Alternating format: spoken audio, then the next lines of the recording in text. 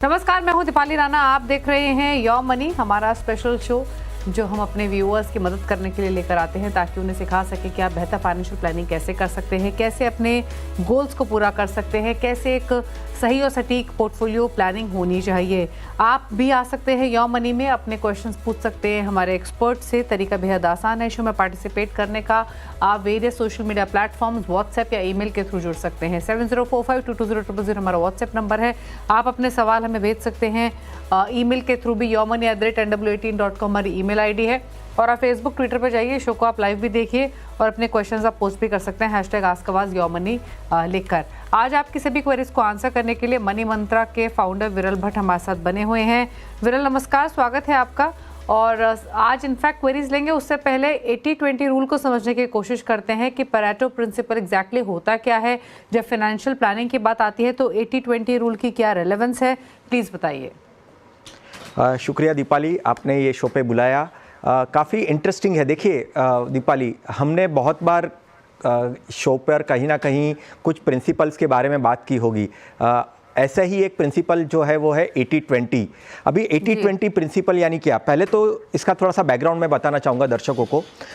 Italy में एक economist होके गए जिनका नाम है विल्फ्रेडो परेटो।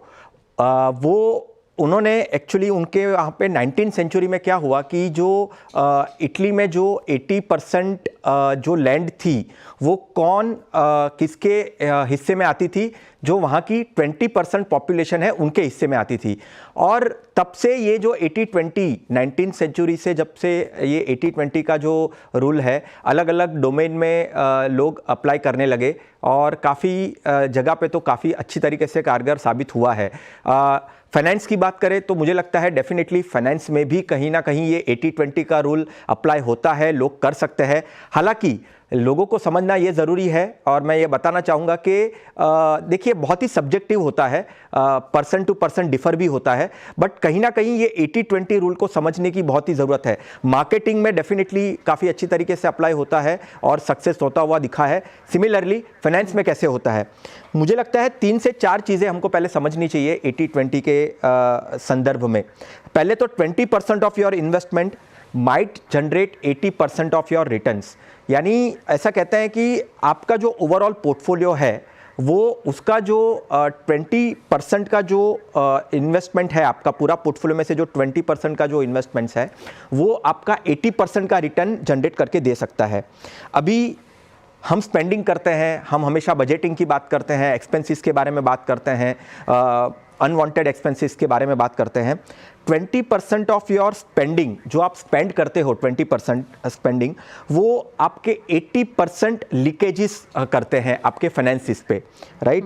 और देखिए 80-20 में इंपॉर्टेंस ये है कि आप इसको कैसे अप्लाई कर सकते हो डे टू डे बेसिस पे, ईयर ऑन ईयर बेसिस पे। ऐसे कौन से रूल्स को अप्लाई कर सकते हो। 80-20 तो ब्रॉड रूल हो गया, बट ऐसे कौन सी चीज़ें हैं जो आपको ध्यान में रखनी है। पहले तो आपको आपके जो एक्सपेंसेस है उसको कट डाउन करने की ज़रूरत है। Cut down your non essential expenses. देखिए ऐसा हो सकता है कि आप जो स्पेंडिंग कर रहे हो 80% जो आप स्पेंडिंग कर रहे हो वो नेसेसिटी हो सकती है, बट ऐसे कुछ एक्सपेंसेस होते होंगे जो 20% एक्सपेंसेस मैं कह सकता हूं जो अनवांटेड होंगे, तो उसको रिव्यू करना बहुत ज़रूरी है।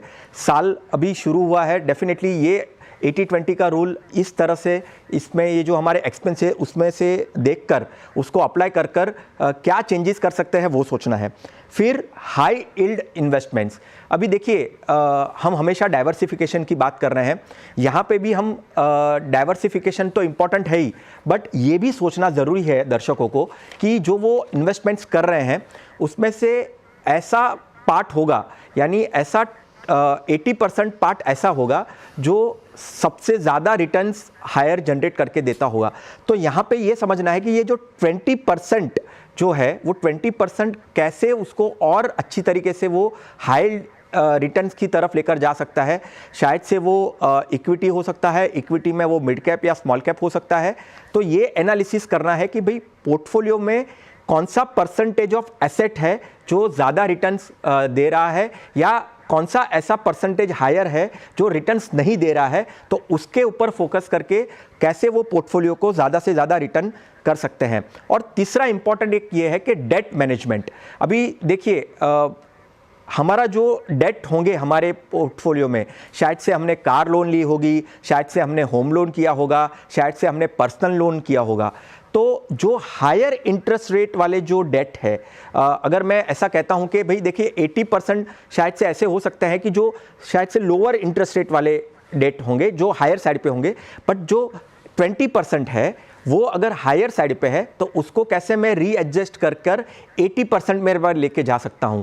तो ये 3-4 चीज़ें जो है वो हमको देखनी है। और सबसे इम्पॉर्टेंट है कि इनकम पार्ट में भी हमको ये सोचना है कि अगर मैं बिजनेसमैन हूँ, मेरी जो इनकम है वो बिजनेस से होती है, अगर मैं बिजनेसमैन हूँ तो मेरी ऐसे कौन से इनकम सोर्स जो है जहाँ पे मैं ज़्यादा फोकस करके ज़्यादा से ज़्यादा अर्निंग कर सकता हूँ। यानी मेरा जो 80% वाला जो पोर्शन है उसको मैं और बढ़ा सकता हूँ, और जो 20% वाला है उसको मैं कैसे कम करके 80% में जोड़ सकता हूँ। तो ये 80-20 जो रूल है वो हमारे फाइनेंस में भी कहीं ना कहीं अप्लाई होता है, पर्सनल फाइनेंस में भी होता है। तो उसको थोड़ा सा रीचेक करना चाहिए, रिजिक करना चाहिए, और कैसे उसको 80-20 में सही तरीके से अप्लाई करके आपकी जो वेल्थ क्रिएशन की जर्नी है वो आप आसान कर सकते हैं। ओके, चलिए, तो ये बात हुई 80-20 रूल की और इसके लाइकली इम्प्लीकेशन की आपकी फाइनेंशियल प्लानिंग में। अब बिना देरी के क्वेरीज को करते हैं शामिल। चिरंजीत दत्ता पुणे से हमारे व्यूअर हैं जो कनेक्टेड हैं। चिरंजीत जी नमस्कार, बताइए क्या सवाल है आपका। Hello ma'am, hello sir, good evening. तो मेरा सवाल ऐसा है कि मैंने टोटल 8 म्यूचुअल फंड्स में इन्वेस्ट किया है 60,000 पर मंथ SIP, और मेरा भी करंट वैल्यूएशन 32 lakhs का है। सो मेरा लॉन्ग टर्म गोल एक्चुअली है retirement plus child education and home, buying a home.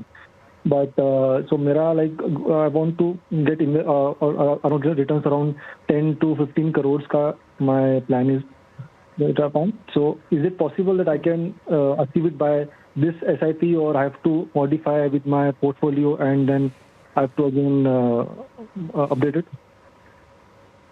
Okay, तो फिलहाल मैं आपका पहले पोर्टफोलियो बता देती हूँ। एक चीज़ बताइए, आपने ये SIP कब स्टार्ट की, कितना टाइम हो चुका है? मैम एक्चुअली मैंने थोड़ा सा ये रिस्ट्रक्चरिंग किया था। मैं 2016 से स्टार्ट किया है, 16 से, एंड 16 से फिर मैंने 21 तक कंटिन्यू किया। Then I have change the schemes, like I have modified few schemes. तो जो आपने पोर्टफोलियो शेयर किया ये आपका एग्जिस्टिंग पोर्टफोलियो है, राइट? Yes ma'am. अच्छा, तो आपकी पोर्टफोलियो की वैल्यू कितनी है अभी? 32 lakhs।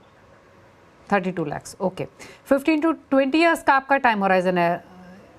नो, 20 ईयर्स का टाइम होराइजन है, और 15 to 15 करोड़ का मेरा ये मतलब टारगेट। ओके, 10 to 15 करोड़ का टारगेट है और 20 ईयर्स का आपका टाइम होराइजन है। 32 lakhs आपने बताया आपके पोर्टफोलियो की वैल्यू है। करंट एग्जिस्टिंग पोर्टफोलियो मैं बता देती हूँ विरल को, 60,000 के हिसाब से कौन सा है। पराग पारिक फ्लेक्सी कैप में 15,000 रुपये महीना, निपॉन इंडिया निवेश लक्ष्य में 12,500, 7,500 डाल रहे हैं ये। मोतीलाल ओसवाल मिड कैप और SBI मैग्नम चिल्ड्रन बेनिफिट में 5,000 ईच, ये 5 फंड्स में डाल रहे हैं जो है Nippon Nifty alpha low volatility, DSP Nifty 50 index, Motilal Oswal Nifty small cap 250, ICICI Pru commodities और क्वांट स्मॉल कैप। बताइए क्या सजेशन इनके इस पोर्टफोलियो पर विरल? देखिए दीपाली, पोर्टफोलियो में 8 फंड है, 60,000 की SIP कर रहे हैं। एक्टिव और पैसिव दोनों उन्होंने कॉम्बिनेशन अपने जोड़े हैं ओवरऑल 8 फंड्स के अंदर। पोर्टफोलियो डाइवर्सिफाइड है, 3 गोल टारगेट करना चाहते हैं, रिटायरमेंट, होम और चाइल्ड एजुकेशन।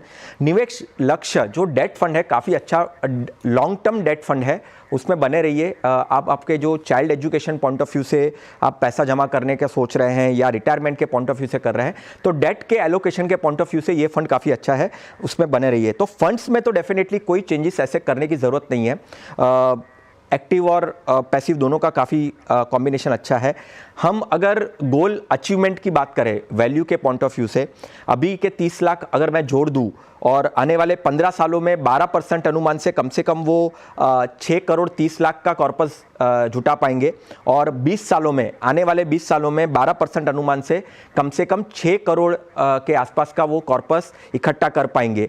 मैं अगर ये जो 30 लाख का जो अभी करंट पोर्टफोलियो है उसको नहीं जोड़ता हूँ तो वो 15 साल में 3.3 करोड़ और 20 साल में कम से कम 6 करोड़ का कॉर्पस वो जुटा पाएंगे। यानी 5 साल एडिशनल, 15 से 20 साल भी अगर वो और बन जाते हैं, रुक जाते हैं, 15 साल में कोई भी पैसे को वापस नहीं लेते हैं और 20 साल तक रुकते हैं, तो कम से कम 6 करोड़ का कॉर्पस बन सकता है। अगर ये 30 लाख का ना करूं ऐड तो भी, और अगर 30 लाख को ऐड करता हूं करंट पोर्टफोलियो वैल्यूएशन को, तो कम से कम ओवरऑल 9 करोड़ का कॉर्पस वो बना पाएंगे आने वाले 20 सालों में। ओके, तो आपके पोर्टफोलियो को लेकर राय दी गई है। 9 करोड़ के आसपास का कॉर्पस आप इकट्ठा कर सकेंगे 20 इयर्स में, और आपके पोर्टफोलियो को लेकर भी सलाह दी गई है। डाइवर्सिफाइड है, कॉम्बिनेशन ठीक है एक्टिव पैसिव फंड्स का। लंबी अवधि के हिसाब से जो आपने निवेश लक्ष्य फंड चुना हुआ है वो बेहतर है। इंश्योरेंस और इन्वेस्टमेंट को यूजुअली अलग रखना चाहिए, वो एक एडवाइस आपको दी गई है। बात करते हैं अब अगले व्यूअर से। विंकल आहूजा पंजाब से हमारे साथ कनेक्टेड है। विंकल जी नमस्कार, बताइए सवाल। नमस्कार मैम। मैम मेरी जो एसआईपी है जी, मेरी जो एसआईपी है वो निपॉन स्मॉल कैप में है, कुछ 3000 के करीब। क्वांट स्मॉल कैप में है 3000 के करीब। ओके। और मोतीलाल ओसवाल मिड कैप में है। एसबीआई की लॉन्ग टर्म फ्लेक्सी कैप में है। लगभग 15,000 के करीब मेरा एसआईपी जाती है पर मंथ। और मेरे ये सवाल ये था कि मैं कुछ चेंजेस करूं इसमें या इसको चलने दूं एज इट इज या कुछ और। पर मैं लगभग 1.5 से 2 लाख लमसम इन्वेस्ट करना चाहता हूं, तो उसके लिए मुझे कौन सा फंड सही रहेगा और कब मार्केट में इन्वेस्ट करूं, कुछ आइडिया देंगे। ओके, तो 15,000 की एग्जिस्टिंग मंथली एसआईपी से 10 to 12 इयर्स का इनका व्यू है। 1.5 लाख का लमसम इन्वेस्ट करना चाहते हैं, वो कहाँ करें, और 20,000 के एडिशनल एसआईपी करना चाहते हैं। फंड्स के नेम इन्होंने सजेस्ट किए। विरल बताइए क्या सजेशन रहेगा। दीपाली, जो उनका लमसम का जो टारगेट है, लमसम इन्वेस्टमेंट करना है, उसको अभी के मार्केट के पोजीशन के पॉइंट ऑफ व्यू से मैं बैलेंस एडवांटेज फंड उनको सजेस्ट करूंगा। आईसीआईसीआई का बैलेंस एडवांटेज फंड में वो निवेश कर सकते हैं जो 1.5 लाख से 2 लाख वो वन टाइम इन्वेस्टमेंट करना चाहते हैं। बाकी 20,000 एडिशनल एसआईपी के पॉइंट ऑफ व्यू से भी वो ऐड करना चाहते हैं, जो अभी उनकी करंट एसआईपी है उसके अलावा और 20,000 भी ऐड करना चाहते हैं। पहले तो थोड़ा पोर्टफोलियो के बारे में बात करते हैं। 2 फंड एसबीआई के हैं, 2 फंड मोतीलाल ओसवाल के हैं। पोर्टफोलियो ओवरऑल मिड कैप और स्मॉल कैप से हैवी पोर्टफोलियो है, मिड कैप और स्मॉल कैप का एक्सपोजर ज़्यादा है। तो सजेशन यहाँ पे यह है कि मल्टी कैप और फ्लेक्सी कैप, ये 2 कैटेगरी के फंड्स ऐड करिए। आपका जो क्वांट स्मॉल कैप और एसबीआई का मिड कैप जो फंड है उसमें से निकल जाइए, और जो बाकी के फंड्स जो बचेंगे, ये 2 फंड के निकलने के बाद वो फंड में ही आपको एडिशनल एसआईपी जो आप करना चाहते हैं, और जो वो 2 फंड मैंने कहा कि जिसमें से निकलना है, वो उसकी जो अमाउंट है वो सारा मिलाकर आपके एग्जिस्टिंग फंड्स जो आपके बचे हैं उसमें ही आपको ऐड करने हैं। तो आपके जो टोटल फंड्स जो बनेंगे वो लगभग उतने ही बनेंगे, बट एडिशन के पॉइंट ऑफ व्यू से डेफिनेटली आपको फ्लेक्सी कैप और मल्टी कैप ऐड करना चाहिए आपके पोर्टफोलियो में। आपकी वैल्यू कितनी बनेगी? आपका जो 10 और 12 साल का जो टारगेट है, 10 साल में 12% अनुमान से कम 82 लाख आप जुटा पाएंगे, और 12 साल में यही 12% अनुमान से मैं अगर कैलकुलेट करूं तो कम से कम आप 1 करोड़ 13 लाख जुटा पाएंगे आने वाले 10 से 12 सालों में। ओके, चलिए, तो ये सजेशन आपको दिया गया है आपके पोर्टफोलियो को लेकर। विंकल, उम्मीद करते हैं आपने नोट किया होगा। लमसम के हिसाब से भी आपको फंड्स के नेम सजेस्ट किए गए हैं। Parag Parikh flexi cap, Invesco India multi cap. थोड़े बदलाव आपके पोर्टफोलियो में, Quant small cap, SBI Magnum mid cap से आप निकल सकते हैं। ये सलाह आपके पोर्टफोलियो को लेकर दी गई है। एक्यूमुलेशन के हिसाब से भी आपको राय मिली है। बात करते हैं अगले व्यूअर से। किशले हमारे साथ हैं सवाल पूछने के लिए। किशले नमस्कार, बताइए क्या सवाल है आपका।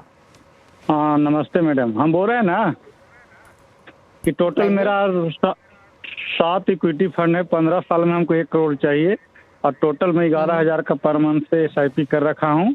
टोटल मैं डिटेल दे रखा हूँ, उसमें हमको पोर्टफोलियो मेरा ठीक है 15 साल के लिए भी से देते हुए मेरा पोर्टफोलियो डाइवर्सिफाई है कि नहीं, इसके बारे में जानकारी लेना है। कहीं कमी बेसी रह गया है, जब अपना राय दीजिए उसके हिसाब से हम अपना काम करेंगे। ओके, इनका मैं क्विकली बता देती हूँ विरल। 2 लाख पोर्टफोलियो की वैल्यू है, 11,000 की एसआईपी है, 15 साल में 1 करोड़ का टारगेट है। फंड्स इनके मैं बता देती हूँ, इन्होंने सभी फंड्स एसबीआई के ही लिए हुए हैं। एसबीआई का Contra fund, SBI small cap, SBI Magnum mid cap, SBI का मल्टी कैप। यहाँ तो ये डाल रहे हैं 1500 ईच, यानी 4 फंड्स में बाकी 3 एसबीआई फंड्स में 1000 ईच डाल रहे हैं। कौन से हैं ये एसबीआई के funds? SBI retirement benefit, SBI innovative, SBI long term. आमतौर पे हम कैटेगरी के साथ साथ फंड हाउस डाइवर्सिफिकेशन की भी बात करते हैं, बट क्या सजेशन इनके लिए? सही कहा दीपाली आपने। हम हमेशा कहते हैं, उन्होंने भी एक डाइवर्सिफिकेशन वर्ड यूज़ किया। अभी जब हम डाइवर्सिफिकेशन की बात करते हैं तो हम दो तरीके से हम डाइवर्सिफिकेशन एक्सपेक्ट करते हैं जब हम पोर्टफोलियो बनाते हैं। एक तो आप जो एएमसीज के फंड्स लेते हैं वो डिफरेंट एएमसीज के फंड्स होने चाहिए, एक ही एएमसीज में आपको नहीं डालना चाहिए। आपके केस में तो डेफिनेटली यानी किशलाई जी के केस में तो ऑलमोस्ट सारे फंड्स एक ही एएमसीज के हैं, वो जो है एसबीआई के हैं, तो वो डेफिनेटली वो चीज़ गलत की है उन्होंने, वो नहीं करना है। और कैटेगरी वाइज भी डाइवर्सिफिकेशन होना चाहिए, कोई एक दो कैटेगरी में ही सारे आपके जो फंड्स हैं उसमें निवेश नहीं करना चाहिए। तो सजेशन क्या है यहाँ पे? पहले तो डेफिनेटली पोर्टफोलियो डाइवर्सिफाई नहीं है, इसको हम ऐसे कहते हैं कि ये कॉन्सेंट्रेशन, एक ही एएमसीज में इतना सारा कॉन्सेंट्रेशन नहीं लेना चाहिए। अभी कौन से फंड में बने रहना है? पहले तो मैं ये कहता हूँ एसबीआई का कॉन्ट्रा फंड और एसबीआई का रिटायरमेंट फंड, ये जो दो फंड है वो दो फंड एसबीआई के आप कंटिन्यू कर सकते हैं। क्यों कर सकते हैं? क्योंकि ओवरलैप, यानी दो फंड के पोर्टफोलियो काफ़ी अलग है, ठीक है, तो ये दो फंड को आप कंटिन्यू रख सकते हैं, ठीक है। बाकी 4 फंड्स ऐड करिए आपके पोर्टफोलियो में, उसमें एक एचडीएफसी फोकस, एक कैनरा फ्लेक्सी कैप, एक Tata large and mid cap और एक आईसीआईसीआई का मल्टी एसेट फंड। तो ये 4 फंड ऐड करिए। 11,000 की एसआईपी आप कर रहे हैं, 12% अनुमान से आप कम से कम 15 सालों में 64 लाख 64 लाख जुटा पाएंगे। और 1 करोड़ अगर आपका टारगेट है, जो आपने कहा, वो आपको अगर हासिल करना है तो कम से कम आपको 20,000 की एसआईपी करनी पड़ेगी, तो ही आप 1 करोड़ का टारगेट आप ये फंड से हासिल कर पाएंगे। ओके, तो डाइवर्सिफाई कीजिए फंड कैटेगरी के साथ साथ फंड हाउसेस के बीच में भी, ये सजेशन आपके लिए है। और कैसे आपको करना है वो आपको बताया गया है। आपको थोड़े से बदलाव करने हैं पोर्टफोलियो में, नए फंड्स भी आपको बताए गए हैं। सिर्फ एसबीआई के 2 ही फंड्स रखे अपने पोर्टफोलियो में, एसबीआई कॉन्ट्रा और एसबीआई रिटायरमेंट बेनिफिट। उसके अलावा आपको 5 फंड से निकलने की सलाह है। SBI small cap, SBI Magna mid cap, Magna mid cap के अलावा इनोवेटिव अपॉर्चुनिटीज और लॉन्ग टर्म इक्विटी। उनकी जगह आपको जो 4 फंड्स पिक करने हैं वो आपकी स्क्रीन्स पर हैं। कौन से वो नए फंड्स हैं मेंशन कर देती हूँ। HDFC focus fund, Canara Robeco flexi cap, Tata large and mid cap, ICICI Pru multi asset. इन फंड्स में आप निवेश कीजिए, नई एसआईपीस कीजिए। बाकी 2 एसबीआई के आप रख सकते हैं। और रही बात 1 करोड़ के लक्ष्य के लिए आपको 20,000 की एसआईपी करनी पड़ेगी। एग्जिस्टिंग एसआईपी से 64 लाख का लक्ष्य आप हासिल कर सकेंगे। तो ये बदलाव कीजिए अपने पोर्टफोलियो में। रुक रहे हैं इसी के साथ, एक ब्रेक के लिए लौटेंगे तो कुछ और क्वेरीज को करेंगे शामिल। विरल हमारे साथ बने हुए हैं, जल्द वापस आते हैं।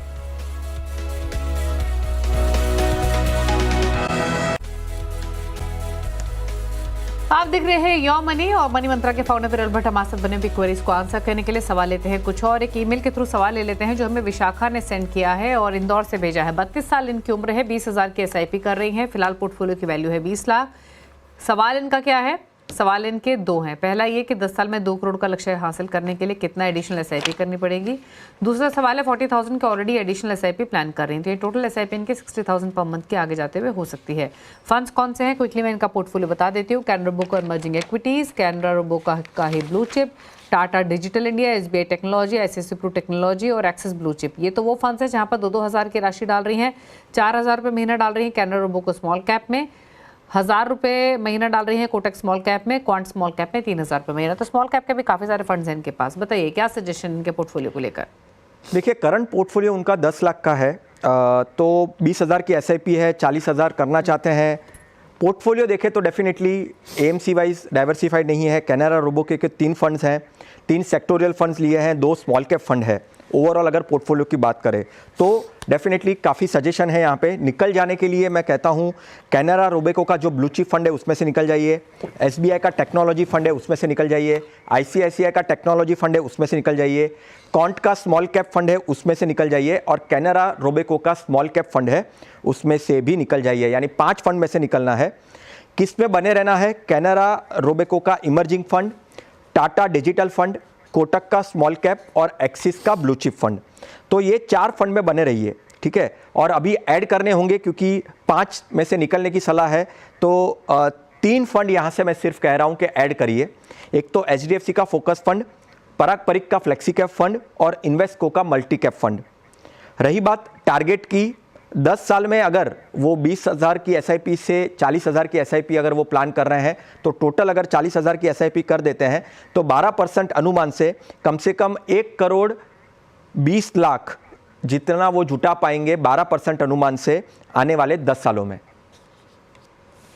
ओके, चलिए विशाखा, तो ये सलाह आपके लिए है। 1.25 करोड़ के आसपास की राशि आप इकट्ठा कर सकेंगी 10 साल में, और आपको थोड़े से बदलाव करने की डेफिनेटली सलाह दी गई है। कुछ 5 फंड्स हैं जिनसे आपको निकलना है, जिसमें कैनरा रोबो को blue chip, SBI technology, ICICI pro technology, quant small cap और कैनरा रोबो को स्मॉल कैप है। कहाँ पर इन्वेस्टमेंट कंटिन्यू कर सकती है वो है कैनरा रोबो को emerging equity, Tata digital India, axis blue chip, Kotak small cap, और नए फंड्स जो ऐड कर सकते हैं उसमें HDFC फोकस, पराग परिक फ्लेक्सी कैप और इन्वेस्टको इंडिया मल्टी कैप। जो ये 40,000 एडिशनल डालने की सोच रही है वो किन फंड्स में डिप्लॉय करें? ये जो मैंने 3 फंड कहे, यानी ओवरऑल जो एग्जिस्टिंग फंड्स हैं और जो 3 जो मैंने कहे वो सभी को मिलाकर ये 40,000 की SIP उनको करनी है। ओके, चलिए बात करते हैं अगले व्यूअर से। आशुतोष बारीक कोलकाता से हैं, उनका सवाल मिला है उनके पोर्टफोलियो रिलेटेड ही। आशुतोष जी नमस्कार, बताइए सवाल। चलिए सवाल ले लेते हैं इनका। 31 साल इनकी उम्र है और 26,000 की मंथली SIP ये कर रहे हैं। 2 लाख के आसपास के पोर्टफोलियो की इनकी वैल्यू है और 10 to 15 ईयर्स में 2 करोड़ का इनका टारगेट है। कौन कौन से फंड्स हैं इनके पास? निपॉन इंडिया स्मॉल कैप 5,000 पर मंथ, 5,000 ईच डाल रहे हैं। Parag Parikh flexi cap, Motilal Oswal mid cap, Motilal Oswal large and mid cap में 2,000 पर मंथ, मोतीलाल ओसवाल का मैन्युफैक्चरिंग में 2,000 पर मंथ, क्वांट्स को स्मॉल कैप में 4,000 और 4,000 है SBI large and mid cap. तो बताइए इनका पोर्टफोलियो और इनके लक्ष्य पर आपकी सलाह। देखिए दीपाली, जो भी पोर्टफोलियो आके गए और इनका पोर्टफोलियो भी देखे तो हमेशा सलाह यही है, डाइवर्सिफिकेशन पॉइंट ऑफ व्यू, एक ही AMCs में इतने सारे फंड्स मत निवेश करिए। कम से कम मोतीलाल के 3 फंड्स हैं। देखिए जब AMCs चलती है तो डेफिनेटली हमको रिटर्न्स अच्छे दिखते हैं उनके ओवरऑल जो उन्होंने लिए रहते हैं, बट एलोकेशन वाइज जब AMCs के फंड्स नहीं चलते हैं, जैसे एक पीरियड था, एग्जांपल के तौर पर मैं कहता हूं कि एक पीरियड था जब मोतीलाल के फंड्स नहीं चल रहे थे तो रिटर्न्स नहीं आ रहे थे, तो इम्पैक्ट पूरा आपको ओवरऑल पोर्टफोलियो पे पड़ेगा। इसके लिए सजेशन यही है कि डिफरेंट AMCs के डिफरेंट कैटेगरीज के फंड होने चाहिए। आपके पोर्टफोलियो में 2 small cap, 1 mid cap, 1 flexi cap और 2 लार्ज मिड कैप है। मोतीलाल के 3 फंड्स हैं, तो चेंजेस जो है मैं ये कह रहा हूँ यहाँ पे क्या करना है, कौन से फंड्स में बने रहना है। पहले तो निपॉन का स्मॉल कैप, पराग परिक का फ्लेक्सी कैप, SBI का लार्ज एंड मिड कैप और मोतीलाल का मिड कैप, ये फंड में बने रहिए। कहाँ से निकलना है? क्वांट का स्मॉल कैप में से निकल जाइए, मोतीलाल के लार्ज एंड मिड कैप में से निकल जाइए और मोतीलाल के मैन्युफैक्चरिंग फंड में से निकल जाइए। ऐड कौन से करने हैं फंड? इन्वेस्टको का कॉन्ट्रा फंड ऐड करना है, HDFC का फोकस फंड ऐड करना है और ICICI का इक्विटी अपॉर्चुनिटी फंड ऐड करना है। ये रही बात बने रहने की, निकलने की और ऐड करने की। और जो पोर्टफोलियो वैल्यू के पॉइंट ऑफ व्यू से सोचेंगे तो 10 साल में 12% अनुमान से 26,000 की SIP अगर वो बने रहते हैं, करते रहते हैं, तो कम से कम 61 लाख 61 lakhs जुटा पाएंगे आने वाले 10 सालों में। और यही अगर वो और 15 साल तक अगर करते हैं तो 12% अनुमान से टोटल 26,000 की SIP से 1,29,00,000 कम से कम जुटा पाएंगे आने वाले 15 सालों में। ओके, चलिए तो ये रही सलाह आपके पोर्टफोलियो को लेकर। आप पूछ लेते हैं विरल के टॉप 4 फंड्स। विरल बताइए आपके फंड चॉइसेस क्या रहेंगी? देखिए मार्केट काफ़ी वॉलेटाइल है और ऐसा मेरा एक्सपेक्टेशन है कि और कुछ 3-4-5 महीने मार्केट ऐसे ही वॉलेटिलिटी के पॉइंट ऑफ व्यू से चलेगा। तो अगर नए निवेशकों को अपना पोर्टफोलियो यहाँ से बनाना है और SIP के पॉइंट ऑफ व्यू से सोच रहे हैं तो कैनरा रोबेको का फ्लेक्सी कैप फंड, टाटा का large and mid cap fund, HDFC का फोकस 30 फंड और मल्टी एसेट कैटेगरी काफ़ी अच्छी कैटेगरी होगी जहाँ पे डिफरेंट एसेट क्लास में वो फंड निवेश करेगा, उसमें ICICI का मल्टी एसेट फंड। ओके, चलिए तो ये रहे विरल के टॉप 4 फंड्स। ये आप चुन सकते हैं नए पोर्टफोलियो क्रिएशन के हिसाब से। थैंक यू विरल शो में आने के लिए और सभी क्वेरीज को आंसर करने के साथ साथ अपने फंड चॉइसेस भी बताने के लिए। Thank you so much. इसी के साथ एक ब्रेक, उस पर आप देखिए आवाज समाचार। नमस्कार।